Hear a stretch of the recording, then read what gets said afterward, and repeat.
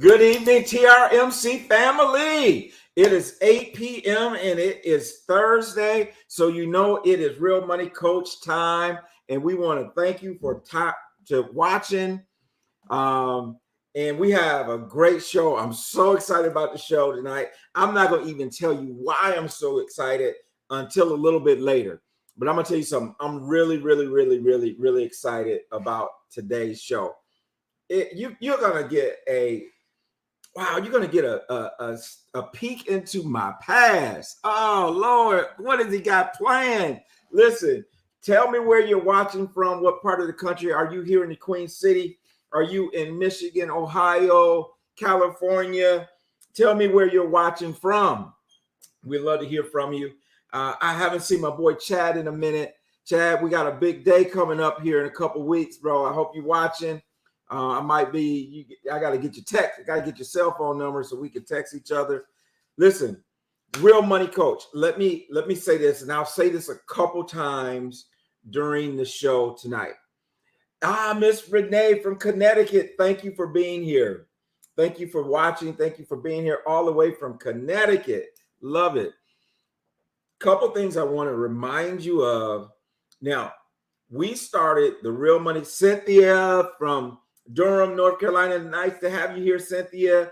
We got Lily Williams in North Carolina is in the house. Listen, everybody's falling in. We started on April 2nd of 2020 when we came together. Marlon and I came to him. Hey, Marlon, I got this idea.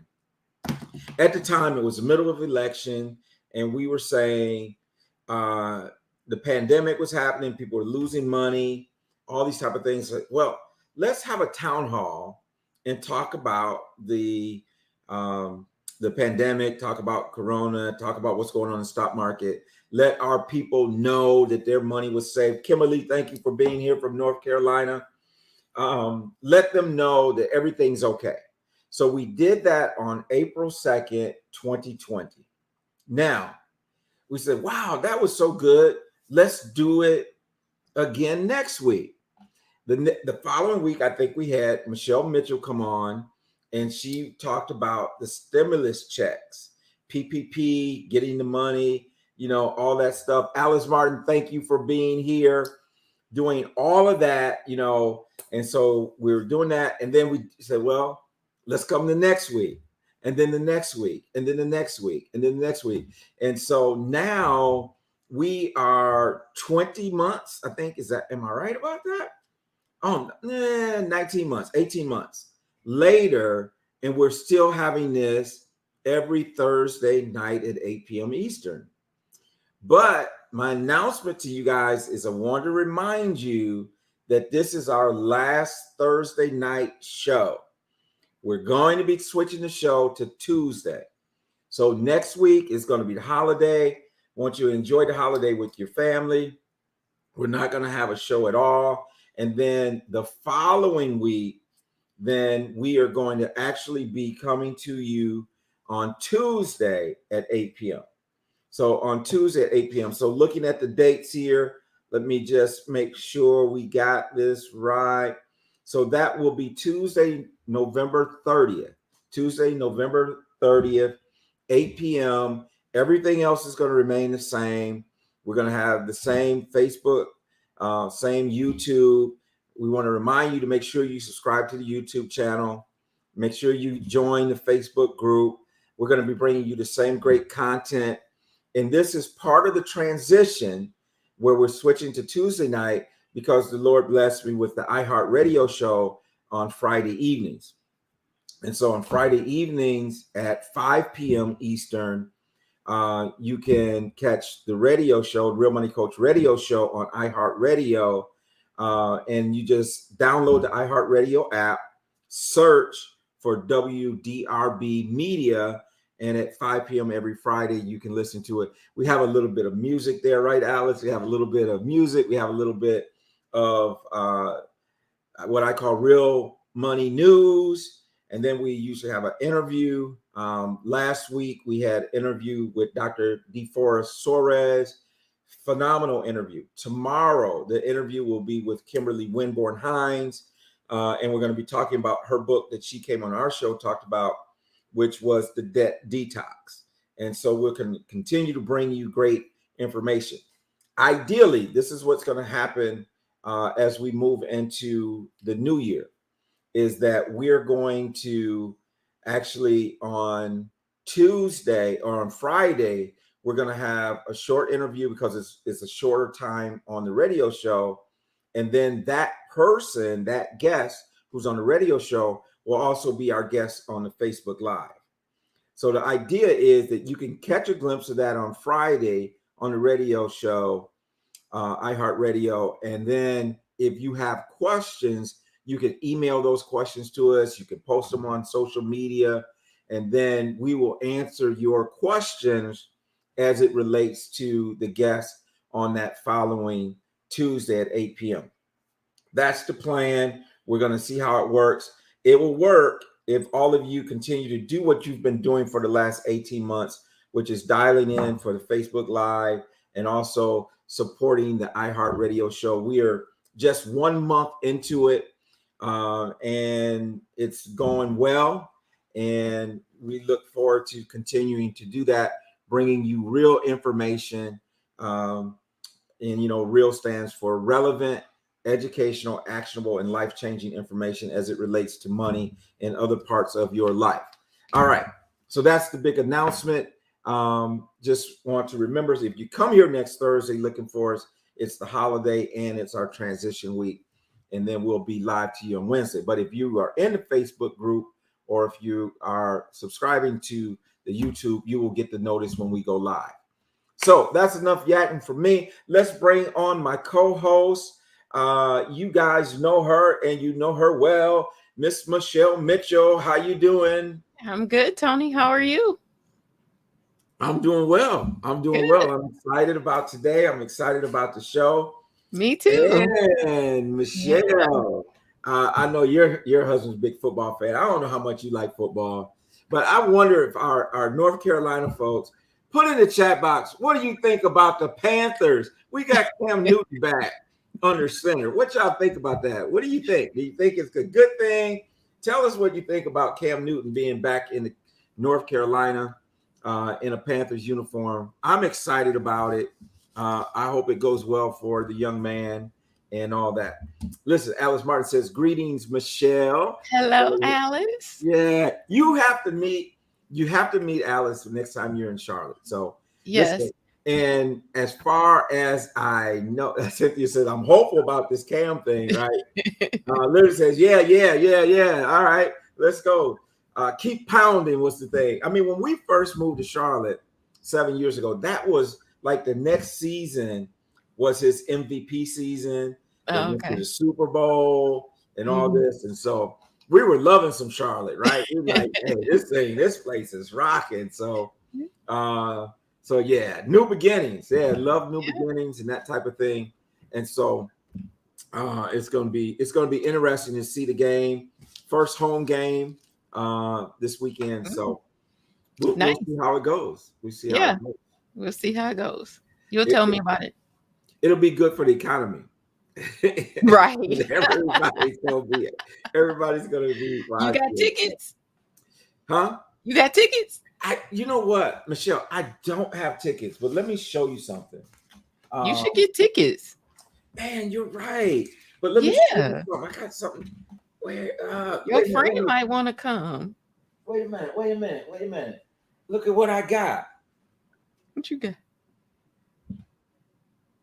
You see that? Oh, a media pass. Media pass. Yeah. Right. Because I'm an official member of the media now, right? So I have a certified media pass. I love it. So we might have to try that out this weekend. Go down to the stadium. There I got a spare for your friend, right? Okay. For your friend, right? I'm gonna tell him. I'm gonna let him know. No, I'm talking about your other friend. Oh yeah, when he's in town, we there. Right. We were there, right? So your wife, okay. Right? So having a little fun. Isaac, thank you for being here. Good luck, Cam. Isaac, man, I've been jamming off of your music.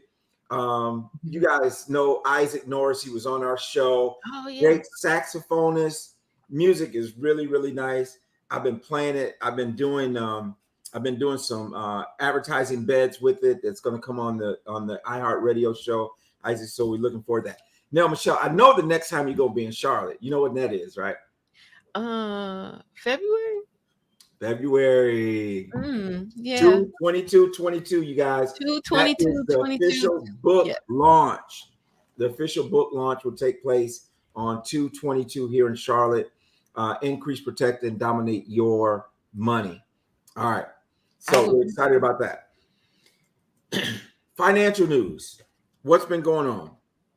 The big item that is happening, and by the way, Isaac, his wife Lisa was in town last weekend. Michelle, we got a chance to go see her. Oh, nice. At the JW Marriott, the new hotel downtown. It's nice. I know you ain't a Marriott girl, but I'm telling you, you might have to check that out. You know, it's a really nice place.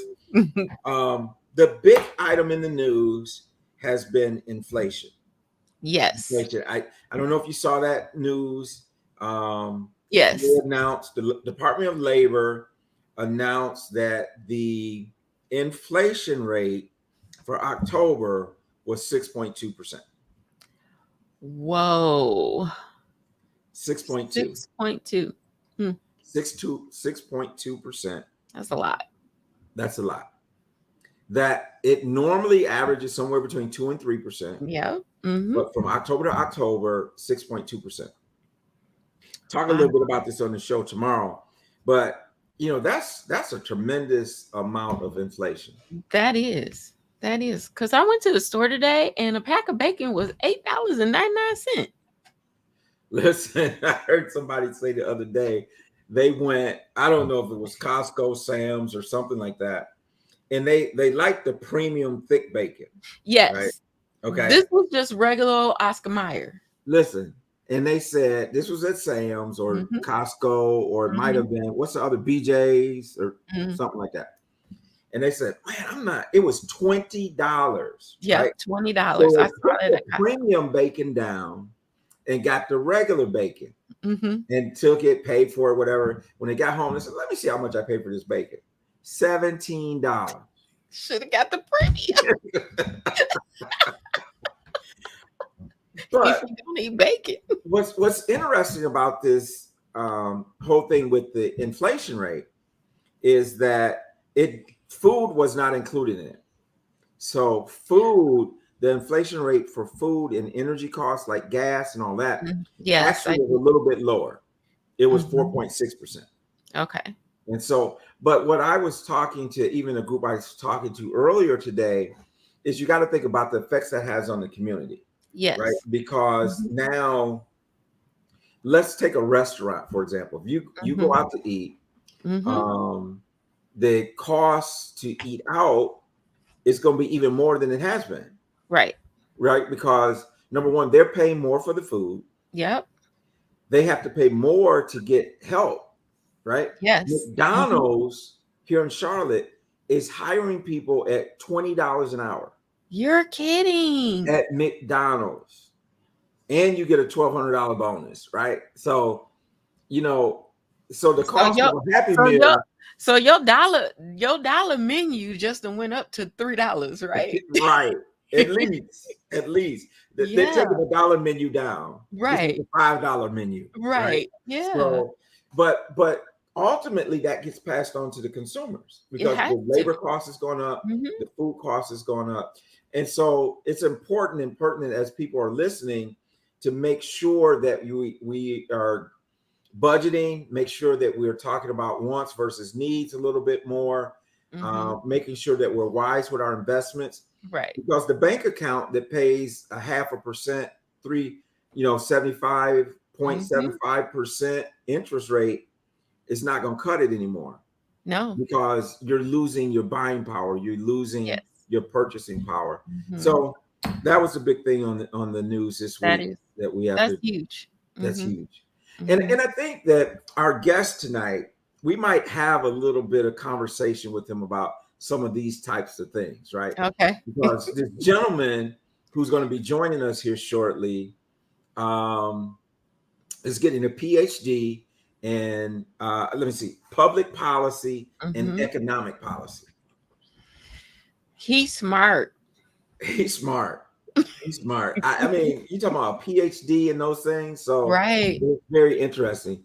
Mm-hmm. And by the way, Isaac, he is an alpha man. He is an Mm-hmm. alpha man. So um, it's interesting. When he called me yesterday, I was listening to another alpha man. I was actually listening to an interview by Martin Luther King Mm-hmm. that was done, and he was just talking about economics at the Oh. time.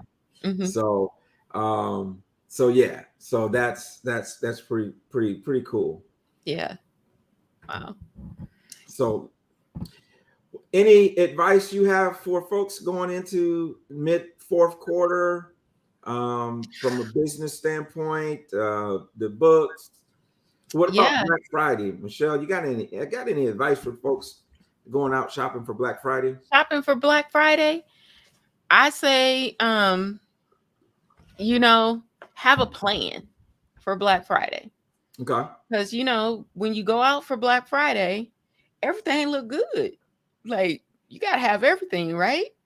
But if you don't have a plan on assess what you need, who you need to give gifts for or whatever before you go. So if you have a plan going in, you won't be so likely to overspend. Or, things look so good that, oh man, I need that. And then you realize when you get home, you already got it. Hmm. So um you still, even in the Black Friday season, need to tell your money where to go. I just believe that. You need to tell it where to go. So assess where you are, create your plan, and then go out and have some fun. It doesn't have to be restrictive, but have a plan. Have a plan. Yeah, just have a plan. Well, Isaac asked a question. He says, "Will shopping online minimize impulse buying?" It depends. I don't think it does. I don't think it does. No. I think it could be even more impulse buying. Yes, because you can just get it right now. Oh, it'll be here in 2 days. It'll just click, click. Just click. And here's one of the reasons why I think it doesn't, is because of artificial intelligence. Yes. Okay?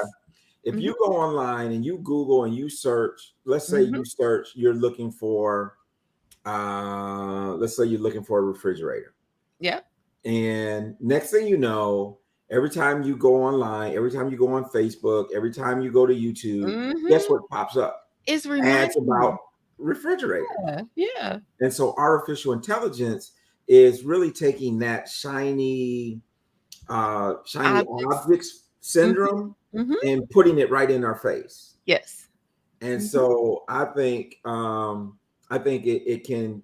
And the other thing is, we know this. And here's one tip I would have for you: invoke the envelope system for Black Friday. Yes. Yes. Okay. Absolutely.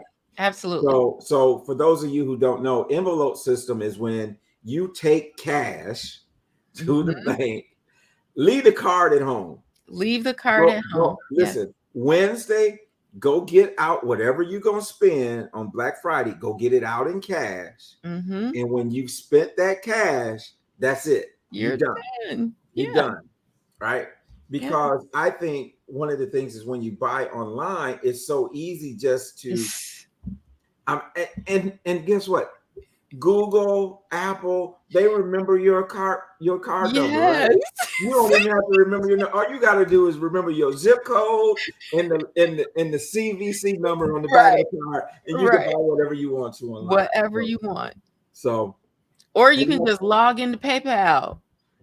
yeah, yep, Just log into exactly. PayPal. You don't even need to remember it. They make So it so easy for you. so if you're tempted, then I would just say do that. Which Now, is why consumer spending is probably which is why consumer spending is so high. The demand for products are so high because we can get them at the press of a button. right We can get now, whatever we want. now I do want people to be. I want to caution people a little bit in this is that because of all these containers that are sitting in the Pacific Ocean off the coast of California. A lot of the things that you're going to buy online that's not actually in the store, it may not get here in time. Right. Because we're having trouble getting those things, from the ocean to the dock, and then to the again truck, across to the the store. country and all that. So don't get frustrated when you've ordered something and you don't get it in time. Now, I do want to make this announcement. The Real Money Coach is going to have a product available on Black Friday. I think I saw that. CBD. Now, not the CBD that you're thinking. It's CBD Your Money. CBD Your Money. And that's CBD stands for credit, budget, and debt. So we are going to have an online course, self-paced, everything that you can actually purchase and work on those 3 areas: your credit, your budget, and your debt. And so give yourself the gift of financial literacy on Black Friday. CBD Your Money coming out at you. You guys will see it posted. Well, Michelle, it's time for the drum roll. It's time for the drum roll, because it's time to bring our guest on. Now, all right. How many people? I'm gonna see how many people. This is Real Money Coach trivia. So, how many people know where my relationship with Michelle started? How many people know? How many people know how Michelle and I are connected?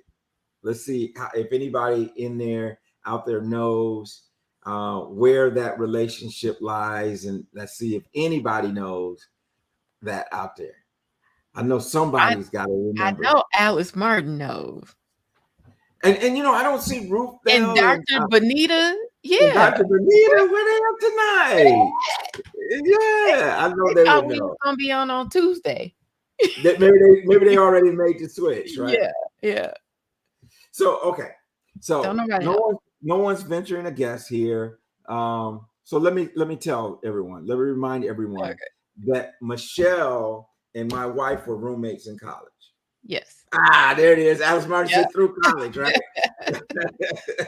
So my wife and Michelle were roommates in college. And so I think just 1 year. A semester. Yeah. Look, Timothy Days all over. Western Michigan. That's right. The school. That's my boy. With That's your wife.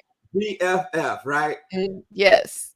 All right. So the guest that we have tonight is a gentleman by the name of Thomas Williams. Yes. Thomas Williams.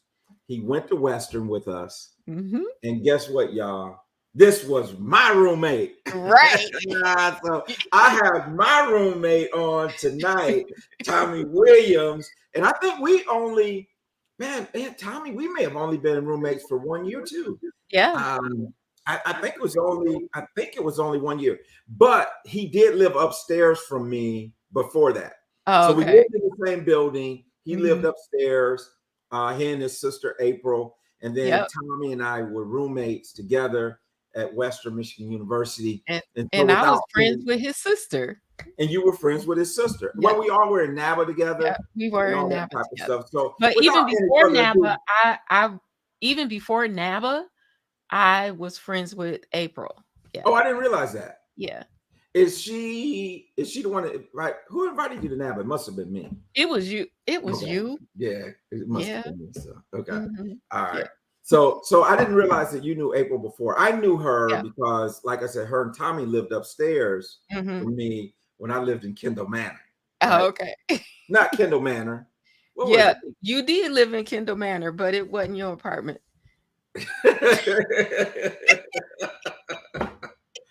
Oh, Mom, I'm sorry you on here tonight. Oh, Lisa, Mom, you know she watching.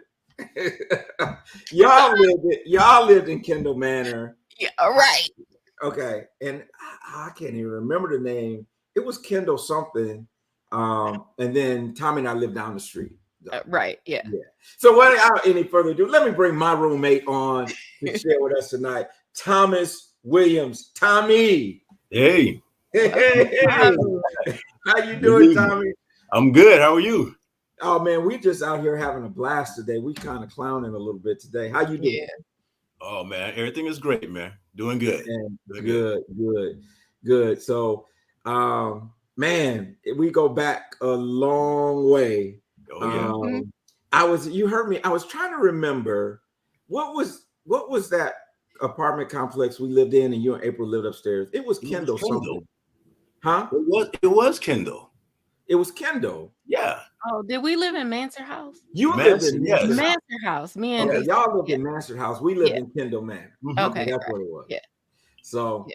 but yeah, man, it's good to see you. I don't think we've seen each other in what, about 10 years. Pretty close. Since Yep. since we left Michigan, you came to Jackson, brought your beautiful family with you, and we had kind of reconnected because you guys were going to church in Lansing, and Yeah. we attended there a couple times with Dr. Pierce. Yeah. Mhm.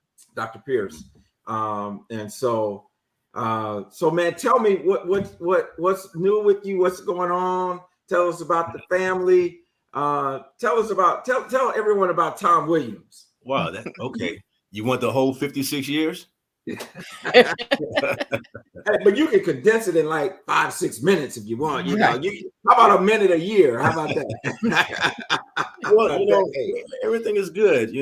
Married. We celebrate 24 years of marriage this past October.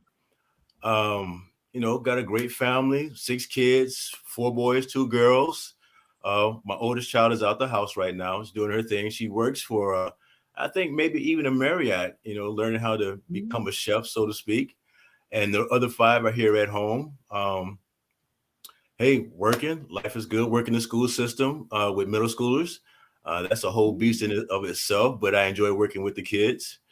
And while I'm doing that, I mean, the biggest thing right now is I'm back in school. I've been in school almost a year and a half, working on a PhD in public policy, economic policy, which has become a passion, so to speak, over the past, maybe 6 years. A path I never thought I'd be walking down, but I could, as I was kind of rehearsing, how I got on this journey, so to speak, it had to be back when I worked in Lansing at a pension fund where I dealt with retirement planning. I worked with defined benefit plans. I worked with defined contribution plans, and did some. I was a representative. I can't say I was a financial planner, but I did help people invest their money in mutual funds, things of that nature. And I used to go down to our investment floor, our investment office, and I became curious about just how investments work.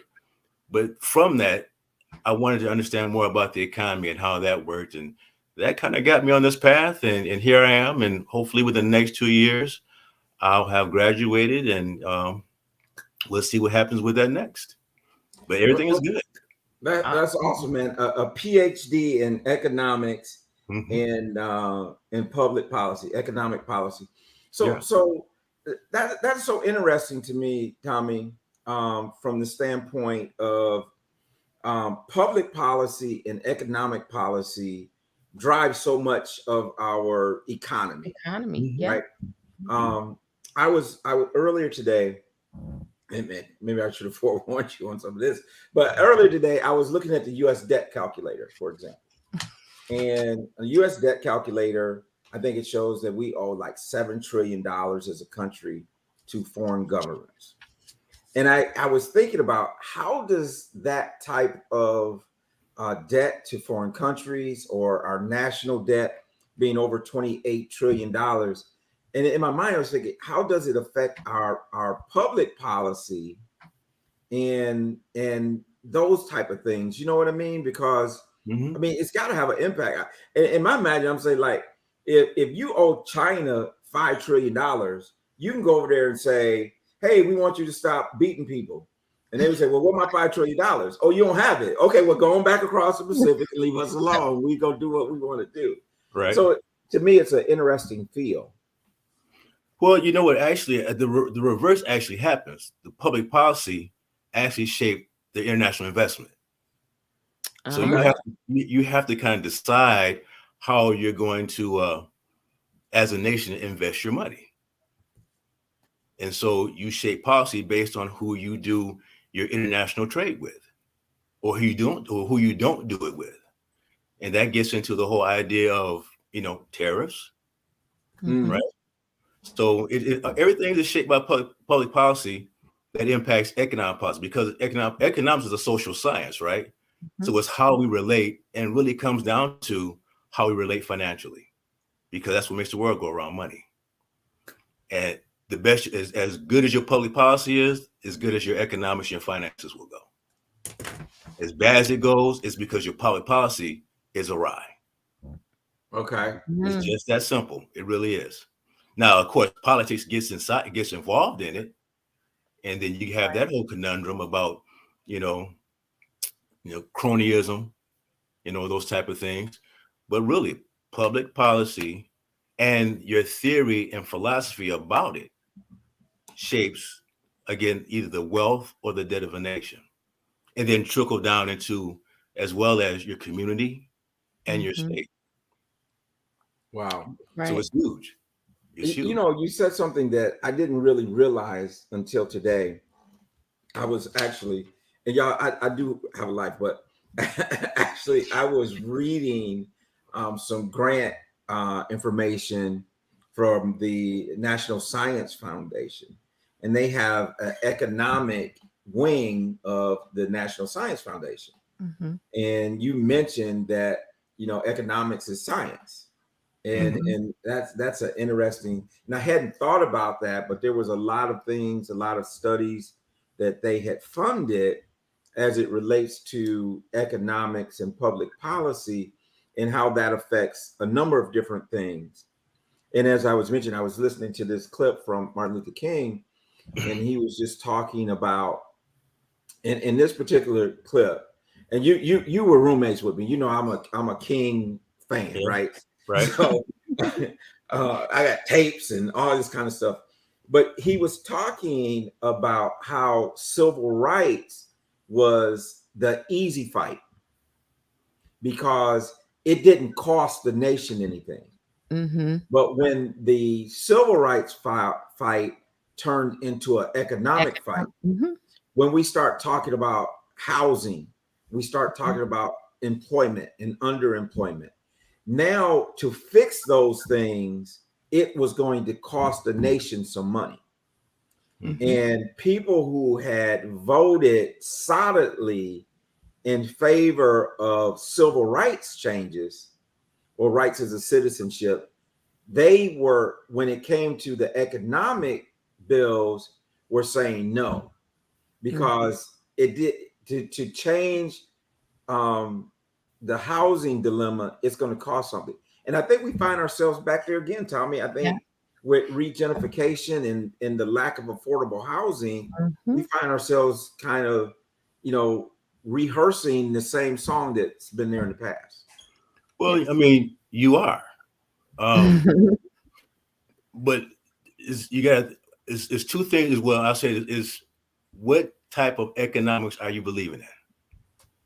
See, there's different theories out there. So you have economics where you hear about Adam Smith with the invisible hand. Well, we're not really operating by that. Okay. We're really operating by something called institutional economics, which Okay, break that down for us. So institutional economics, what it does is it says we're going to take social issues, whatever they are, and put them above economics. And then we'll manipulate the economy to fit that.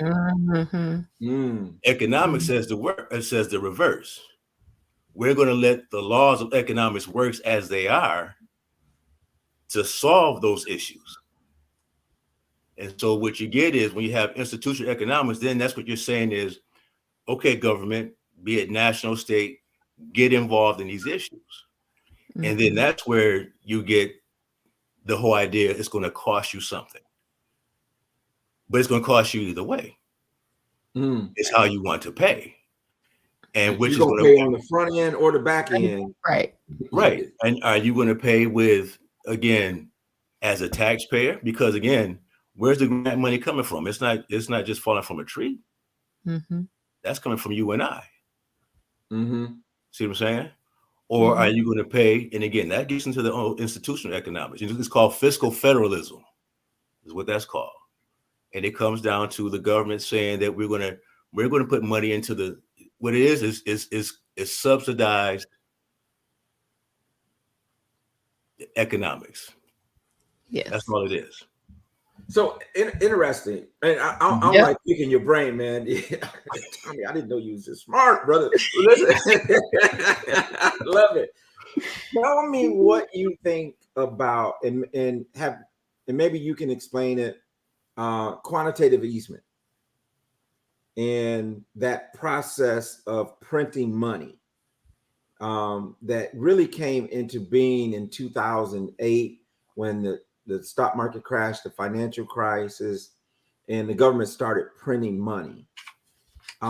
It seems to me what you just described is a form of institutional economics. Same thing with COVID, right, and stimulus checks and PPP and all those things, increased unemployment. We're saying we're going to use institutional economics and then deal with the fallout later and try to figure out how we're going to pay for it later. Yeah, and you're going to pay for the same way again by some kind of subsidy. Quantitative easing is the worst thing you can ever do, because what you're flooding the market full of what? Full of money. Fiat money. Right. Fiat money. And what is it chasing? See what I'm saying? You get all this money out there, and where's it going? I mean, inflation. There we go. Inflation. It was supposed to go, when they did quantitative easement in 2008, it was presented as this is a way to get a boost to the economy, right? But what it ended up doing is boosting stock prices. It never trickled down to the person going to the grocery store, right? Right. And so, and you heard our conversation about inflation. You probably sitting in the back like, these cats, they don't know what they talking about. Let me come out and tell them something about inflation. No. But you're right. So why do you think? Why are there people losing jobs? Why are people not going back to work? I mean, just think about that. It's not just the COVID thing. Right. It's not just the COVID thing. I know I've talked about the Great Migration on my iHeartRadio show. I know, Michelle, I saw a post that you had made about the Great Unemployment Migration. Yeah. The Great Resignation. Resignation. Yeah, absolutely. The Great. So tell me, why do you think people? You said it's not just COVID, but people are deciding that they don't want to go back to work, or why do you think that is the case? Both of y'all. Go ahead, Michelle. I think people are deciding they don't want to go back to the way it was because they looked at their life and how hectic it was, trying to juggle everything, being part of the Joneses. You got to have this and you got to have that. When you had to come home for a year and a half and be in your household, you figured out what little you could really live on. And I think that's triggering some people on saying, maybe that life is not worth it because what I have experienced having to be in the same place with my family all day, every day, I'm missing something. And I need to figure out that's more important than chasing that dollar. That's what I think some people are deciding. I think a lot of people are doing that. Yes. When you're shut in for months at a time, you're not physically going out to work. I mean, I was off work for like 3 months, being in the school system. You got a lot of time on your hand, and it wasn't work as normal.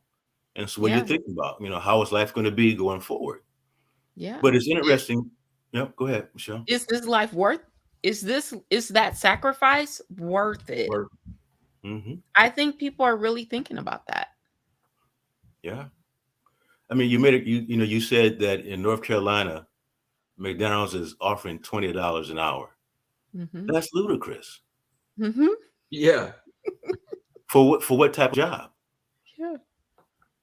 And so when we get past this thing, what is McDonald's going to do to make up for that $20 an hour and that signing bonus? How are they going to restructure themselves as an organization?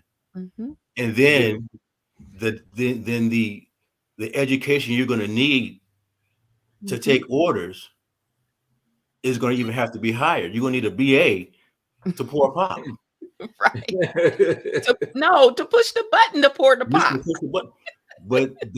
But see, that's what I'm saying. That's the type of economic policy that makes that happen. Mm-hmm. It really is. So, Wow. it's not, it'd be easy to say that it's this one thing, It's a conglomerate. It's an amalgamation of things all happening at one time.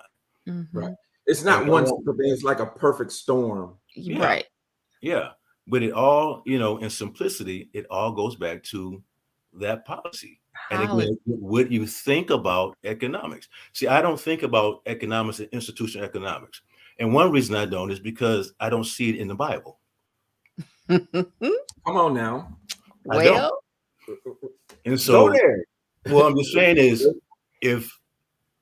so the Bible says to seek the kingdom of God and his righteousness, right? Mm-hmm. And the throne of God is based on righteousness and justice. So by default, kingdom, nation, city, state, it has to operate in a form of righteousness and therefore justice. Mm-hmm. Is it justice for a $20 an hour job pushing a button to have a BA to do that? I mean, just kind of think about that. It doesn't make sense because somewhere, go ahead. No, go ahead. Finish your thought. I'm just saying because somewhere down the line, we've gotten to the point of, these companies don't make these decisions haphazardly. They're trying to stay in business. Mm-hmm. But like when you force an issue that says, all right, McDonald's a couple years ago, we don't make enough money, so they go on strike. And they strike for another $1 an hour? What's $1 an hour going to get you once all the taxes are taken out of? At the end of the year, you're looking at your year-end statement. Right. But McDonald Relent says, right, okay, we'll pay that. And what do? They started restructuring the organization. They're not going to lose any money.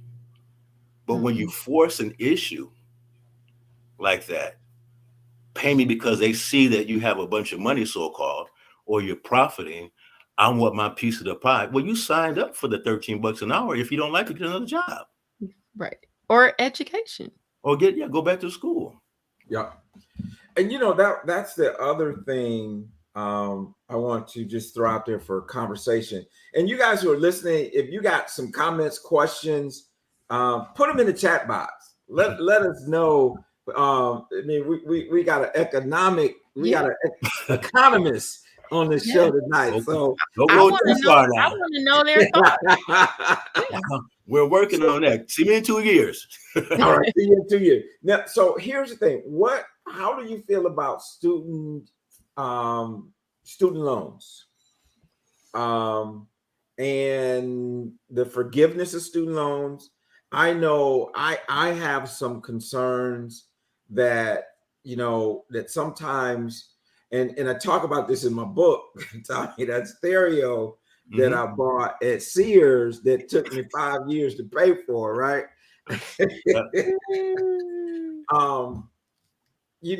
And not utilizing student loan money the way it should be. And then in some ways we've gotten this entitlement mentality that my student loans are going to be paid off and forgiven. And so it doesn't matter how much I borrow.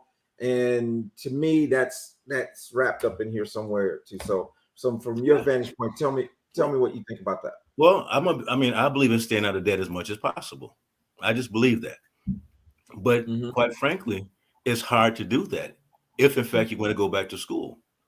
Absolutely. And so what programs, first of all, I don't believe in free programs Because I ask you this again, who's paying for it? Mm-hmm. You and I. Okay. And so you having decisions made with your money. If I live in California, Californians have been having decisions made with their money about free college, but you can't just pull it out the sky. The money's got to come from somewhere. It's got to come from somewhere. So it's going to either be printed or taxed. Mm-hmm. Yeah. So those are the two things. Yeah. Printing money and borrowing money and taxing. Right. I mean, that's the only That's way. the only way. Those are only three, because our government is not a manufacturer of any product. No. Mm-hmm. No. But see, that's the lie that is perpetuated out there, that we create jobs. No, you don't. What are you creating? You're partnering probably with other organizations, but then you subsidizing them to create those jobs.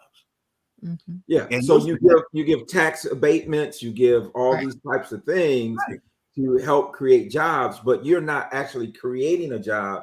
You're actually taking revenue. You're taking tax payments.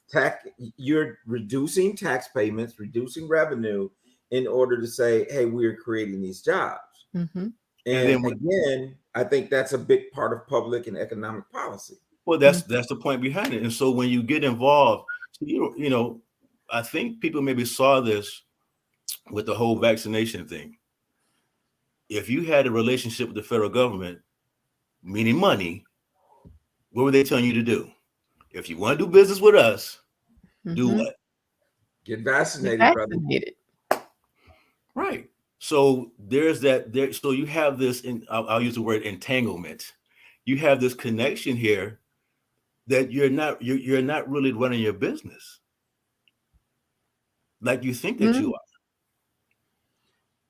So really, the government is allowing you to run your business on rails, right?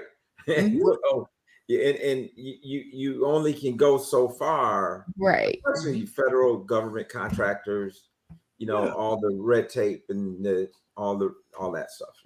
So so you get the money, then you have to have a separate administrative part of your organization to handle the money that you got from the government.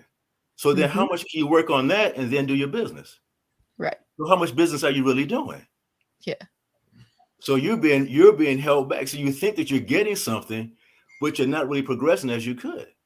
Yes, because you got to split your focus. Absolutely. You got to split your focus. Focus on running my business, but also I got to keep track of what I'm doing with this government money over here. Or I got to hire someone. Or I have to hire someone. So you're split where you could have hired someone to help you make more money. Yeah.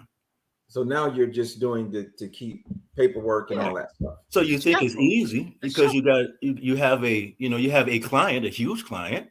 We all like money, but it's a cost to that.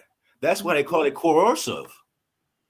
I mean, for real. I just thought about this. I would love to be able to tell our viewers that when me and Tommy were roommates, we sat around and had these kind of conversations. No way. But that wasn't the case, right? You're looking at two men that gave their life to the Lord and turned all the way around. Turn all the way around. All the way around. Yes. Just on a lighter note, one of my most memorable Christmases when you were working at UPS and they gave you a turkey as an employee, and we barbecued that turkey on Christmas. We sure did. Out on our balcony. And that was what we ate. Oh my goodness. Hey, living like college students, right? We queued that baby up on the grill, right? In the middle of winter in Michigan. Right. Turkey legs. But it's so interesting just talking to you, Tommy, from a different mindset than what we typically hear, and how a lot of this is, and I love the fact that you brought in the biblical aspect of it, because we have to remember that we are citizens of the kingdom, and we have to be having a kingdom mindset. Mhm. when it comes to these things. And someone was asking me about what I thought about some of the we say public policies and economics of the Biden administration. And it's like, listen, I'm not looking to the Biden administration, nor do I look to Trump, nor did I look to Obama for my moral compass. Right. Right. Right? That's not the measurement of my moral compass. And I'm not looking for them. That's not my ticket. That's not my savior. And sometimes I think we get so caught up in the news and what we're hearing. And how much of the news do we hear that is really on point? Yeah. News stations slanted in a way to keep viewers watching news. Mm-hmm. Yeah. Yeah. That's how they make money. That's how they make money. That's how they make money. So absolutely. You mentioned about a biblical perspective, and I want to kind of back up on really why I wanted to know economics from a biblical perspective, because you have this idea of scarcity, right? Definite economics it deals with scarcity, but God doesn't. So God doesn't deal with scarcity. So there's got to be a higher thought or reasoning or wisdom for economics, because God says the earth is full, right? Mm-hmm. Right. He owns it and the fullness thereof. So there's no scarcity in God. So there's got to be a better way to prosper, do well financially. And that's really got me into it. And then I began to do some research and found out. So I read books that are 200 years old almost. Okay. That talk about these things that are not in the mainstream. And this is just on my own time. And you can see the biblical base in the Christian perspective. And the economics that we should be dealing with, that was prominent over 120 years ago, comes out of, believe it or not, I shouldn't say believe it or not, but from Christian thought of looking in the Word of God and seeing how economics work. But again, when you get different theologies and ideologies over the years, they push that stuff aside. So I go back to find out where the truth is at and line it up with the Word of God. And scarcity is not in it. And wow, that's a great point. Right. That's a great point. When you deal with subsidies, what does it produce? Yeah. Scarcity. Mm-hmm. So it's not God. Or it's birthed out of scarcity, out of the fear of scarcity. Out of the fear of scarcity. Right. Yeah. So because of I'm afraid, and fear is one of the things that hold us back so often from so many different things, from starting your own business, from going back to school, to a lot of things. It's the fear, from moving to it's fear is so crippling. And like the old cliche, fear and faith can't live in the same place. Right. And so often that's true. I mean, we've seen that happen over and over again. So I love the biblical aspect. I love the public policy, economic policy. I mean, we can have some conversations about this. This is good stuff to me. If ain't nobody else enjoying it tonight, I'm enjoying this conversation. So Tommy, I do. We have about 5 minutes left. I do want to kind of do a 360 here, and ask you a little bit about the book. You and your wife Carla wrote a book. Yeah. I believe the title of the book is You, Me, We. Yes. Is that correct? That's correct. So tell us a little bit about the book. Well, that book, it was kind of birthed out of just seeing marriages kind of fall apart, friends of ours, and just hearing conversations from colleagues about how you have two people living together, but it was kind of separate lives according to, God's plans for their life, their purposes in their life. And my wife and I, we've never lived or thought like that. We've thought, ourselves as being one, and, not walking this parallel line, so to speak, and never coming together about seeing what God had for our vision as marriage. And so You, Me, and We is saying this, how God has a plan for my life, God has a plan for her life, and a plan for our life collectively as one. And how can we walk that out? And so what we do is we give instances where we've done things well. We've done some mistakes. But then again, how we still work together and believing that God is going to fulfill the things He's called us to do.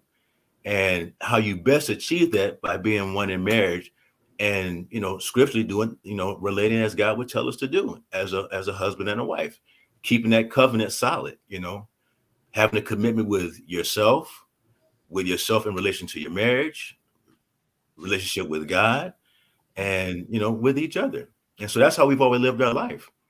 And so this is just kind of a peek into our world and to our past, and hopefully to help individuals, married couples, to look at their lives differently and really get success out of it and really step into the things that God has called them to, not only individually, but again, collectively being both husband and wife. So it was my first, entry into writing. My wife, this is, I think, like her 6th book or 7th book that she's published. Oh, wow. Wow, that's great. Congratulations. Yeah, that's awesome. Yeah. And as you were talking and I was reflecting here, I don't know what was in the water, right? Up there in Kalamazoo where we were. But Tommy, you just mentioned you guys celebrated 26 years. 24. Michelle, 24. How many? 24. 24. 24 years. Michelle, 29 years. 29 years. Yeah. Yeah. Now, just think about it. When have you seen 3 people on the screen, all college roommates? Yeah. All college roommates. Think about the precious, how precious this is. And I'm just giving God glory for it. Yeah. All 4 roommates. I mean, we weren't all yeah. Well, Right. Yeah, we weren't all roommates, but we weren't all roommates, but we was together all the time, right? Well, that was together. We was either there or we was over here, right? So, right. Yeah. so, and we know that our Lisa's mom would know. Hey, if I can't find Lisa, let me call Tommy. Tommy, where Tony and Lisa at? You sure did. I forgot about that. Oh man, yes.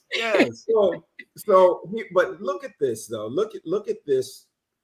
This is Black love personified. Yes. Right. 24 years, 29 years, 29 years. I mean, only God. Yeah. And we were all roommates. And Tommy, thank you for writing the book. Thank you and Carla for writing that book, because I hope people get that book and read it. And I love the tagline: couples inspiring each other to reach their full potential.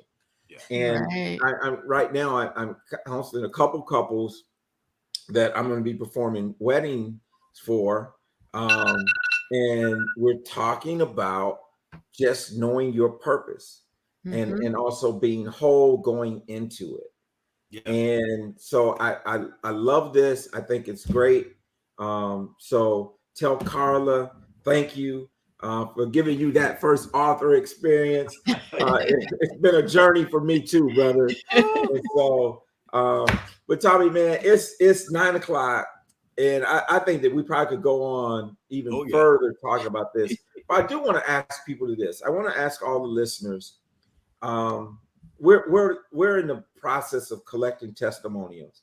If you have a testimony about how the Real Money Coach, whether you've been in one of our financial literacy classes, one of the series, or you've been blessed by the show, just email us.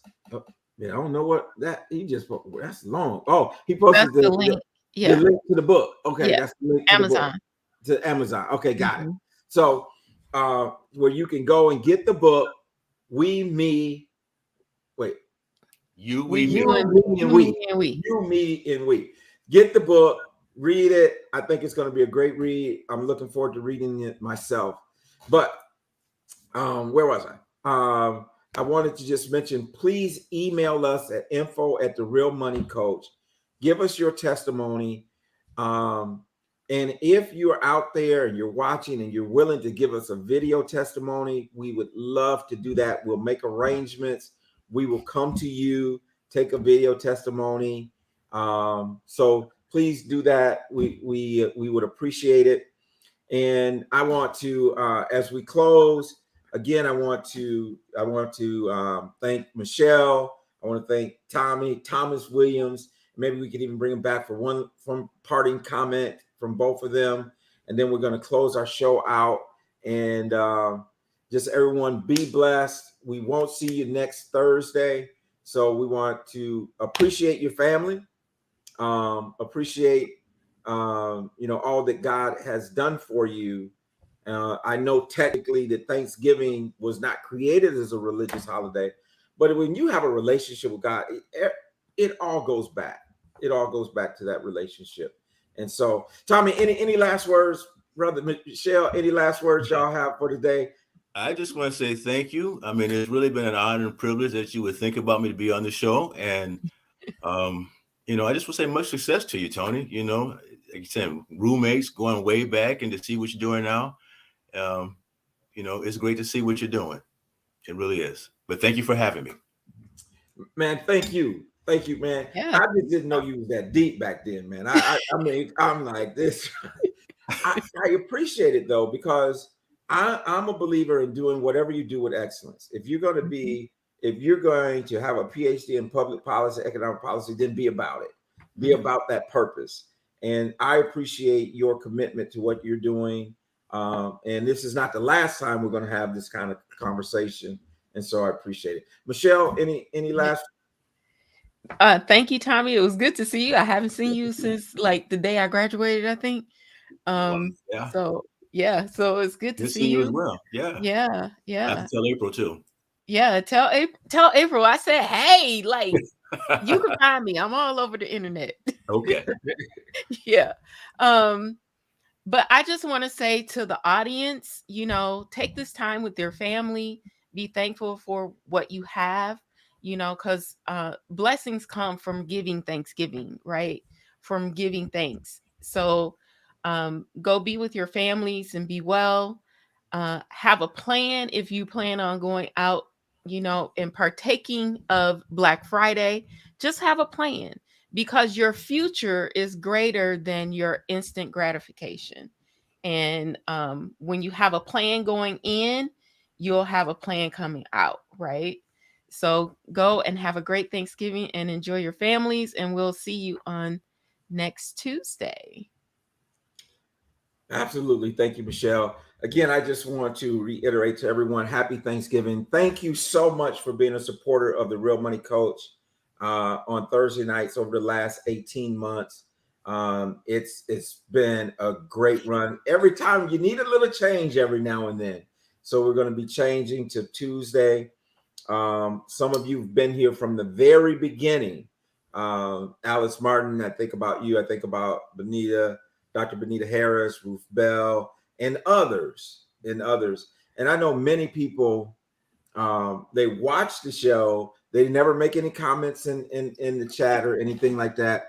They just text me afterwards or call me, ask me questions, and we appreciate you too. We appreciate everyone who tunes in and is a part of this. And this is a movement that we intend to continue with momentum. God has blessed us, enlarging our territory, and I'm so thankful. I'm thankful for you. I'm thankful for my wife. I'm thankful for our family, both near and far.